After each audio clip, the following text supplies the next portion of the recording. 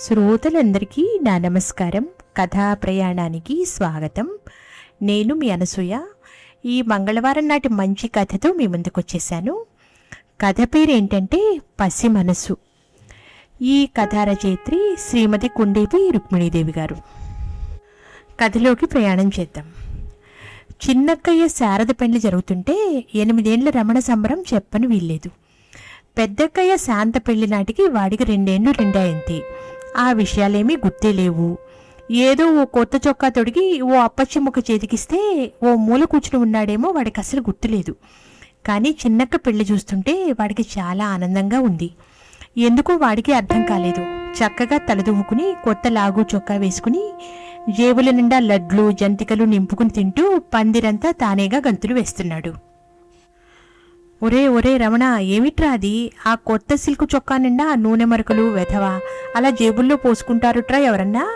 రా ఇలా రా అని పెద్దక్కయ్య అరిచినా వినిపించుకోకుండా నవ్వుతూ పరిగెత్తుకుని వెళ్ళాడు ఆమెకు అందకుండా. ఏమిటో ఆనందం, ఏమిటో ఉత్సాహం ఆ పసి మనసుకు. ఆ ఆనందంతోనే అమ్మ నాన్న ఏదో మాట్లాడుకుంటుంటే అలా వెనక్గా వెళ్ళి అమ్మ మెడ గట్టిగా కౌగులించుకుని ఉత్సాహంగా అమ్మ అమ్మ మరే మన ఇల్లు ఇప్పుడు బాగుంది కదూ, చాలా బాగుంది. ఎప్పుడు ఇలాగే పెళ్ళవుతుంటే ఇంకా చాలా బాగుంటుంది కదే అమ్మా అన్నాడు ముద్దుగా. అంతవరకు ఏదో ఖర్చు లేక సరిగ్గా తేలక అవస్థపడుతున్న అమ్మ వాడి వైపు చూసి అంత చిరాకులోనూ నవ్వింది. మా నాయనే, ఎంత మంచి మాట వచ్చిందిరా నీ నోట. అవునవును, మంచి మాటే. రోజూ ఇలాగే జరిగితే ఇక మన బతుకులు అడగక్కర్లేదు. వాళ్ళ నాన్న వెటకారానికి అమ్మ రుసరుసమన్నది. ఎందుకంతగా ఉలిక్కి పెడతారు? 2 ఆడపిల్లల పెళ్లిళ్ళు అవనే అయ్యాయి. ఇక ఉన్నదా 2 మగ సన్నాసులు. వాళ్ల పెళ్లిళ్ళు ఎలాగూ మన ఇంట్లో జరగవు కదా. అందులో ఇంకా ఈ గుంట వెదవుకు ఇంత 8వ ఏడు. ఓ 20 ఏళ్ల నాటుకు విడిపెళ్ళి. అప్పటికి మనం ఉంటామో ఉండమో కూడా. ఈ కాస్తకే అంత గాబరా. బాలవాక్కు బ్రహ్మవాక్ అన్నారు. మన ఇల్లు నిత్య కళ్యాణం పచ్చతోరణంగా ఉండాలని వాడి నోట భగవంతుడే అనిపించాడేమో. వాడలా అన్నాడని సంతోషించక అంతలోనే మన ఎస్టేట్ అంతా వేలం వేసినట్టు దిగులుపడి కూర్చుంటారేం మరి? నాన్న నవ్వాడు అమ్మ కోపం చూసి. ఓసిని బండబడా, తమాషాగా ఒక్క మాటన్నందుకు ఎంత ప్రవర చదివావే అఘాయిత్యంగా. సరే నీ ఇష్టమే గాని నాకు మాత్రం ఇళ్ళలా ఆనందంగా ఉండటం ఇష్టం కాదు. చెప్పు మరి, రేపెవరు పెళ్లి చేద్దామంటావు? రాజుకా? అమ్మ నవ్వింది. ఆమె నవ్వు చూసి నాన్న నవ్వాడు. ఆ ఇద్దరిని చూసి రమణ నవ్వాడు.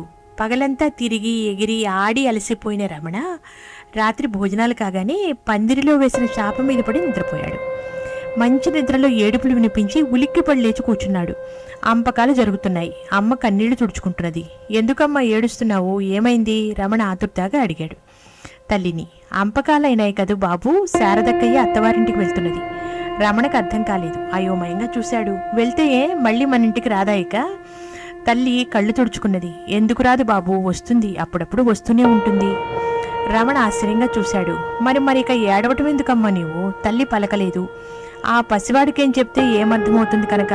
అంపకాలేమిటో, అత్తగారిల్లేమిటో, ఆడపిల్లలను పంపడం అంటే ఏమిటో వాడికి ఎలా చెప్పాలి, ఏం చెప్పాలి?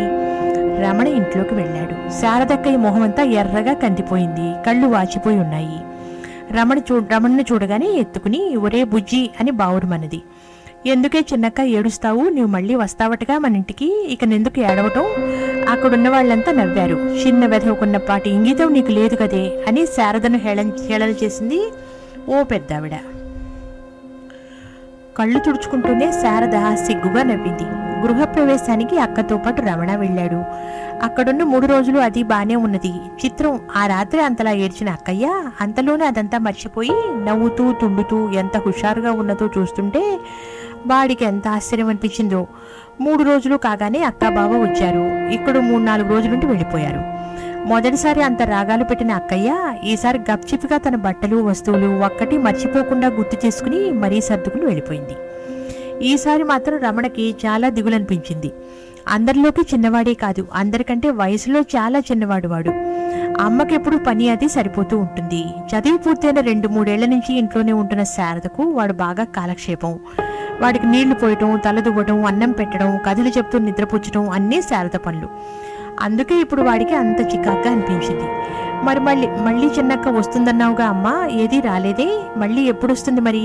ఏడ్చినట్టే ఉంది. వస్తుందంటే వస్తుంది, ఉండు, ఇంకొన్నాళ్ళు పడుతుంది. మునుపట్లాగా ఎప్పుడూ ఇక్కడే ఉంటుందనుకుంటున్నావా? వాళ్ళకిష్టం కావాలి రావాలంతే కాని అన్నదమ్మ. అప్పుడంత ఏడ్చిన అమ్మ ఇప్పుడు పట్టనట్టు ఇలా అంటున్నదేమిటో. అప్పుడంత ఏడ్చిన చిన్నక్క ఇప్పుడు అసలు రాదెందుకు? వాడి చిన్న బుర్రకు అర్థం కాలేదు. అర్థమైందల్లా తనకు జరిగిన నష్టము కష్టము. ఇది ఎవరితో చెప్పుకోవాలో వాడికి అర్థం కాలేదు. పుస్తకాలు ఎక్కడున్నాయో తెచ్చుకో, పొయ్యి మీద గిన్నె మాడిపోతోంది, రా బాబు, ఈ పూటకు అన్నయ్య చేత తల దువ్వించుకోమ్మా, ఆ కంచమిలా పెట్టుకోరా బుజ్జి, అన్నం పెడతాను, ఓ గ్లాసు మంచినీళ్ళు కూడా తెచ్చుకోమ్మా. ఇలా రకరకాల పనులు పురమాయించేది అమ్మ. అక్క వెళ్ళిన తర్వాత రోజులు జరుగుతున్నాయి అలాగే. ఒకరోజు అమ్మ నవ్వు ముఖంతో అన్నది, ఒరే బుజ్జి, చిన్నక్క ఎప్పుడొస్తుంది అని చంపుకుని తినేవాడివిగా, రేపొస్తుంది తెలుసా? ఆనందంతో మతిపోయినట్టయింది రమణకు. నిజంగానే అమ్మా, నిజంగానే వస్తుందా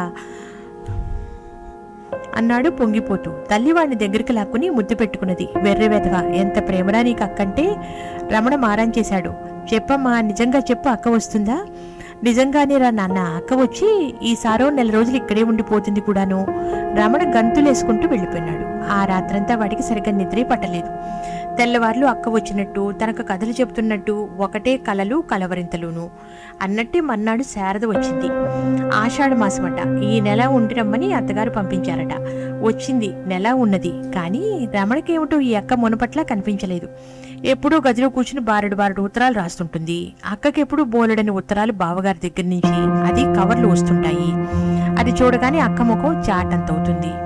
పోస్ట్ మ్యాన్ వచ్చే టైంకు వాకిట్లో కాపేసి ఉత్తరం లాక్కున్నట్టు తీసుకుని గదిలోకి పారిపోతుంది.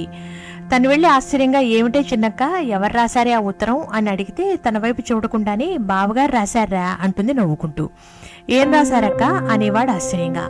అక్క నవ్వు చూస్తే సంతోషం చూస్తే తనకు బోలెడు ఆశ్చర్యం.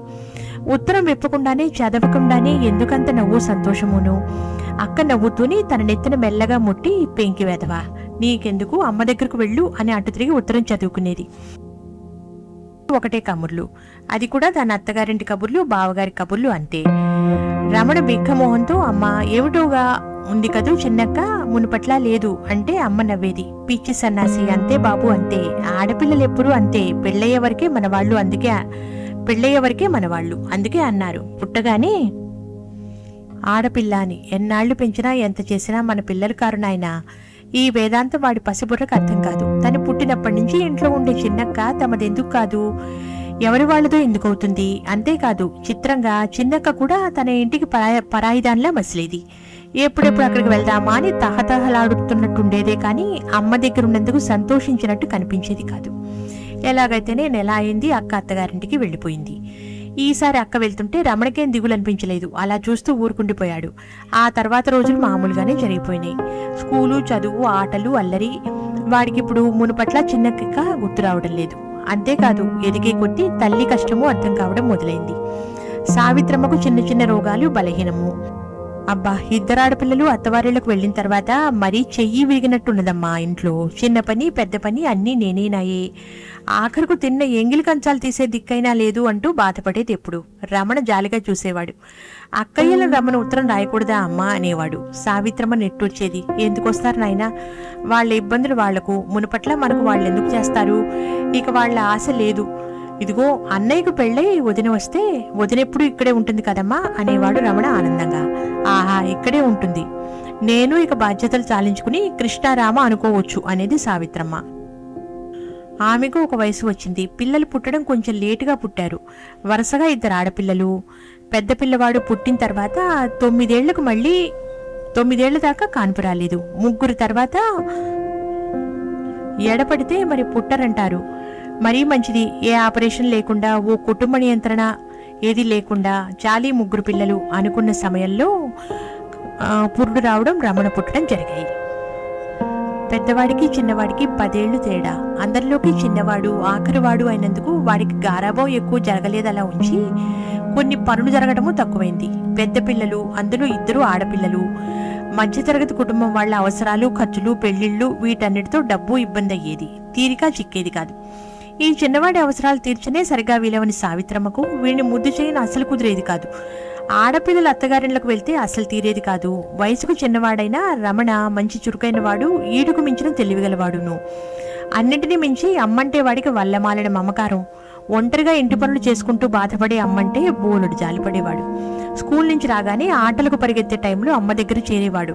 తన స్వంత పనులన్నీ, అంటే తల దూకోవడం, నీళ్లు పోసుకోవడం, లాగు చొక్కా వేసుకోవడం, తన కంచం మంచినీళ్లు తను పెట్టుకోవడం లాంటి పనులే కాక అమ్మకు సాయపడేవాడు.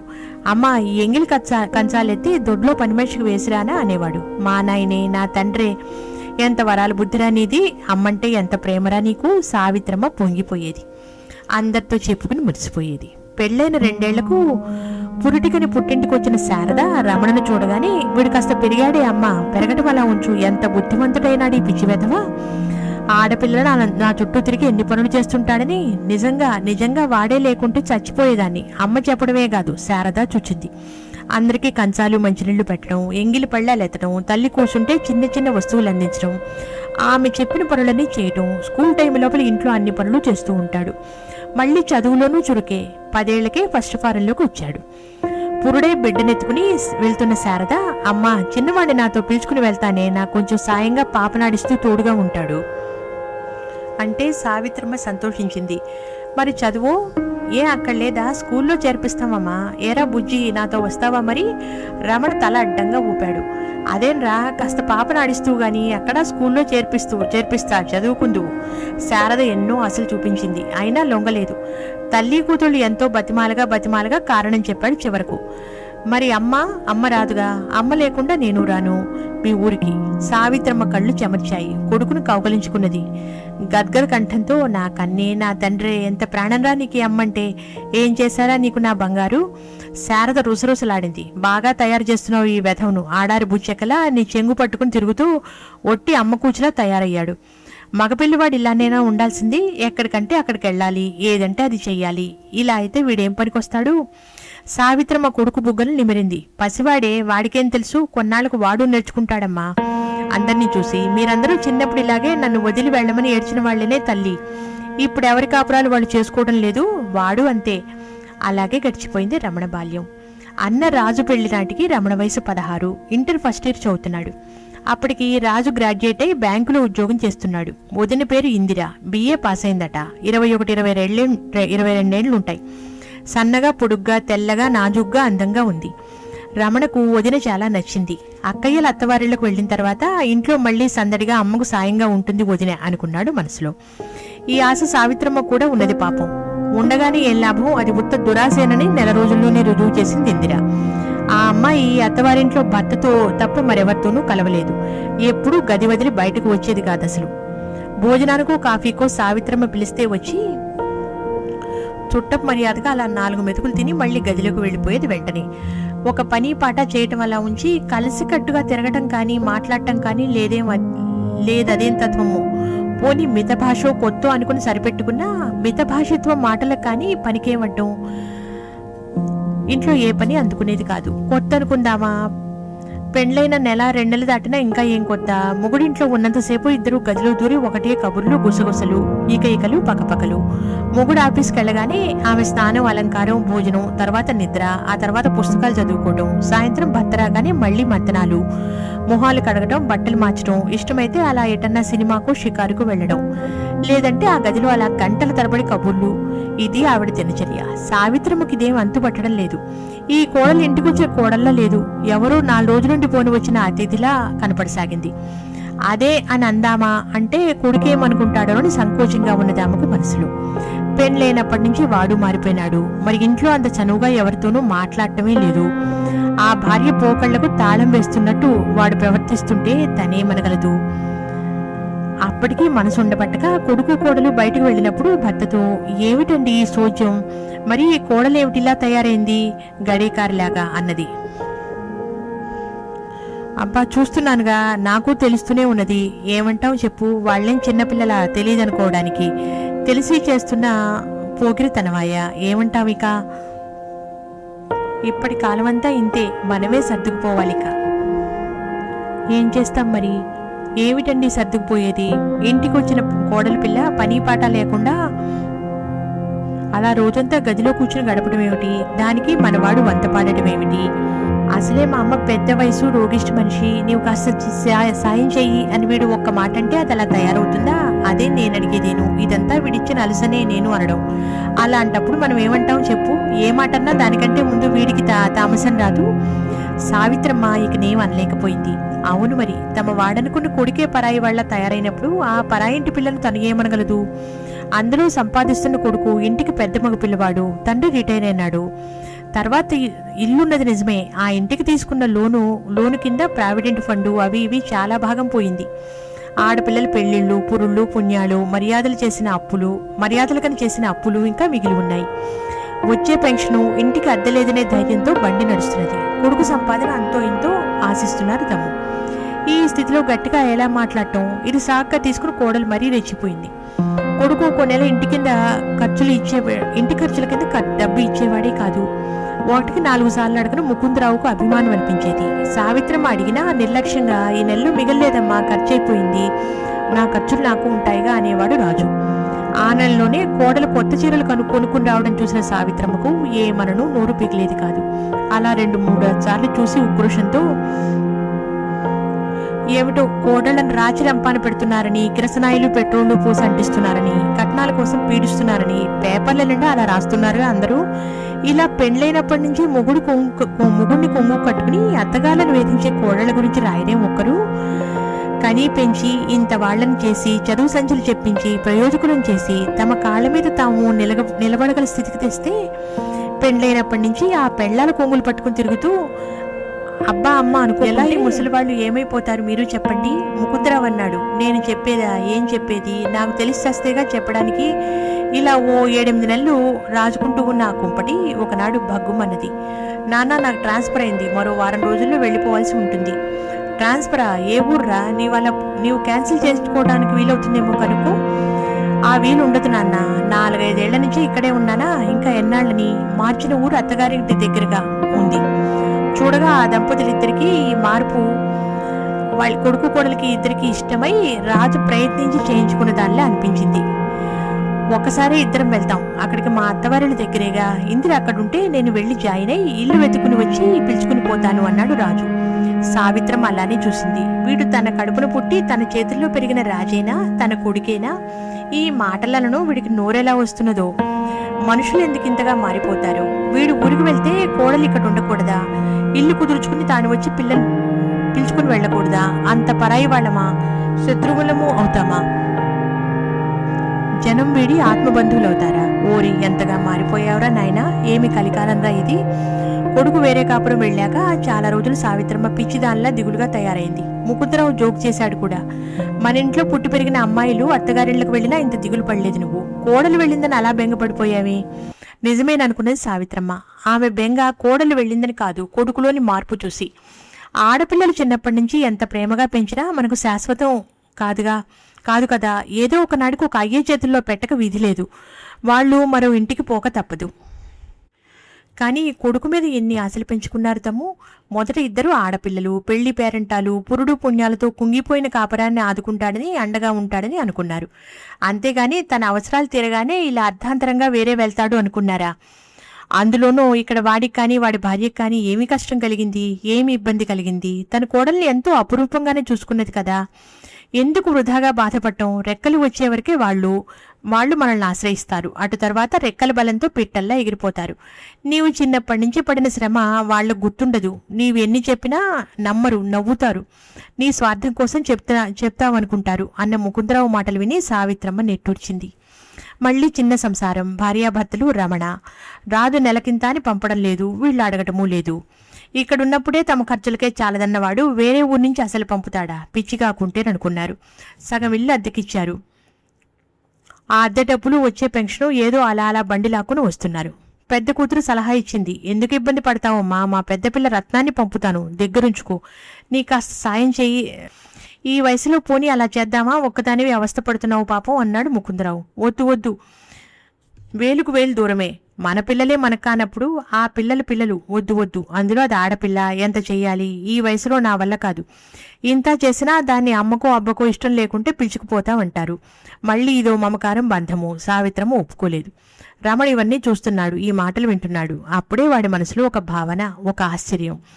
ఎందుకు ఈ మనుషులు ఇలా మారిపోతారు? చిన్నప్పటి నుంచి పుట్టి పెరిగిన పరిసరాలు, తన అనుకునే మనుషులు, రక్త సంబంధాలు అన్నీ అలా క్షణాల మీద ఎలా మర్చిపోగలుగుతారు? మర్చిపోయి ఎక్కడి నుంచో వచ్చిన మనుషులను అంతగా అల్లుకుని పోతారు. పెళ్లి చేసుకుంటే ఎవరైనా అంతేనా? ఆడపిల్లలు పరా ఇంటికి వెళ్ళిన వాళ్ళు అయితే మాత్రమే అభిమానం చూపడానికి. పెద్దక్కయ్య 4 బిడ్డల తల్లి, చీటికి మాటికి పుట్టింటికి రాదు, నిజమే, కానీ వచ్చినప్పుడు మాత్రం ఎలా సతాయిస్తుందని. ఏమిటోనే అమ్మా, చీటికి మాటికి రాను, నాకెలా వీలవుతుంది? ఎన్నడో పుష్కరానికో మాట, అంతేగా. అప్పుడైనా కాస్త మంచి చీర పెట్టకూడదటే మరీను. అదే చిన్నదానికైతే టెర్లిన్లు, టెరీ కాటన్లు. నా వరకు వచ్చేసరికి ఎప్పుడు డబ్బు లేదనే పాటే మీకు. పోనీ నాకెలాగైనా కానీ ఈసారి పెద్దదానికి మాత్రం పట్టుపావడా చదివించేందు లాభం లేదే అమ్మా. ఎన్నాళ్ళ నుంచో ఊబలాట పడుతోంది. ఈసారి తాతయ్యని అడిగి పట్టుపావడా కుట్టించుకోవాలని. ఈసారి కాదంటే అది బతకనివ్వదు తెలుసా. వచ్చినప్పుడల్లా నలుగురు పిల్లలతో వస్తుంది. అందరికీ బట్టలు కుట్టించాల్సే వస్తుంది. వాళ్ళు ఒకసారి వచ్చి వెళ్ళిన ఖర్చు సర్దుకొని ముకుందరావుకి ఎన్నాళ్ళు సరిపోతూ ఉంటుంది.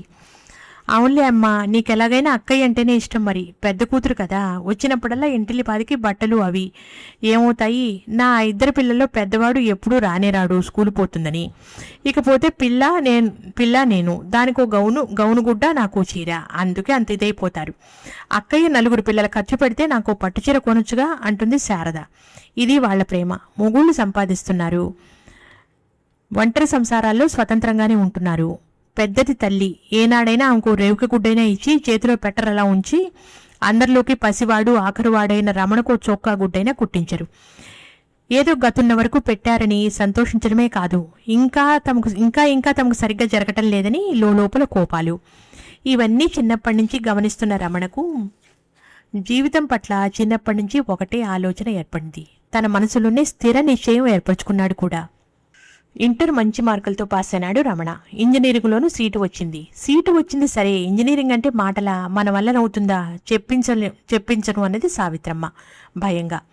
కొడుకు తెలివితేటలకు, చదువు మీద శ్రద్ధకు సంతోషిస్తున్నారు సరే, ఈ బాధ్యత మొయ్యను తమ వశమా అని భయం కలుగుతున్నది ఒకవైపు. ముకుందరావుకు అదే ఆలోచన, ఏం చెయ్యాలా అని. సావిత్రమ్మ సలహా ఇచ్చింది. నా మాట వినండి, ఇప్పటికే అప్పులున్నాయి బోలెడు, ఇంకా ఊబిలోకి దిగడం అవుతుంది. ఏదో మనకు చేతనైనట్టు అక్షరం ముక్క చెప్పిస్తాం, అంతకుమించి మనం మాత్రం ఏం చేయగలం, ఎక్కడి నుంచి తేగలం? ముకుందరావు అంగీకరించలేదు. లాభం లేదులే, నేను ఆలోచించాను, ఒట్టి డిగ్రీలకు ఈ రోజుల్లో విలువ లేదు. కష్టపడి చదివాడు, ఉత్సాహంగా ముందుకు పోవాలని ఉబలాట పడుతున్నాడు. అయినా అప్పు చేసి మరో ఇంత ఎలాగో ఒకలాగో తెచ్చి చదివిద్దాం. వాడి భవిష్యత్తు ఎందుకు పాడు చేయాలి మనం? తెల్లవారుజామునే లేచి తయారై ఎక్కడికో వెళ్తున్న రమణను చూసి తల్లి ఆశ్చర్యంగా అడిగింది. ఎక్కడికి రా రమణ, ఇంత పొద్దునే ఏం పని? ఎవరైనా స్నేహితులు వెళ్ళక? కాదమ్మా, నేను ఒక ఉద్యోగంలో చేరాను.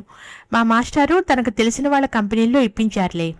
పొద్దునపూట షిఫ్ట్లో పని. వాళ్ళిచ్చే డబ్బుతో నేను నా పై చదువులు చదువుకోగలనమ్మా. ఇక నేను కూడా మీ మీద భారం వేయదలుచుకోలేదు. ఇప్పటికే నువ్వు నాన్న అక్కలకు అన్నకు చేయాల్సిన వాటికంటే ఎక్కువే చేసి విసికి ఆర్థికంగా చితికిపోయారు. చిన్నప్పటి నుంచి మా అందరి కోసం మీరిద్దరూ అస్థి చర్మం ధారపోసి మాకు కావలసినవన్నీ సమకూర్చారు. కానీ ఏనాడైనా ఏ ఒక్కరైనా మీ కోసం కొంచెం కూడా ఆలోచించలేదు. కనీ పెంచి మమ్మల్ని ఇంత వాళ్లను ప్రయోజకుల్ని చేసిన తల్లిదండ్రులకు ఆప్యాయతగా ఏ ఒక్క వస్తువు ఇచ్చింది లేదు. కనీసం మీ అవసరాలు గమనించింది లేదు. కానీ నేను కూడా అలా అక్కలు అన్నలా అవదలుచుకోలేదమ్మా.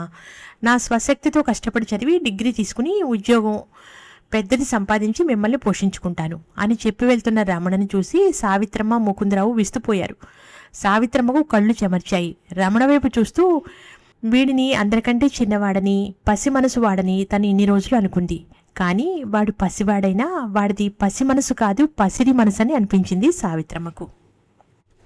విన్నారుగా ఈ శ్రీమతి కొండేపి రుక్మిణీదేవి గారి పసి మనసు అనే హృద్యమైన కథను. వచ్చే వారం మరో మంచి కథతో మీ ముందుంటాను. అంతవరకు సెలవు, నమస్కారం.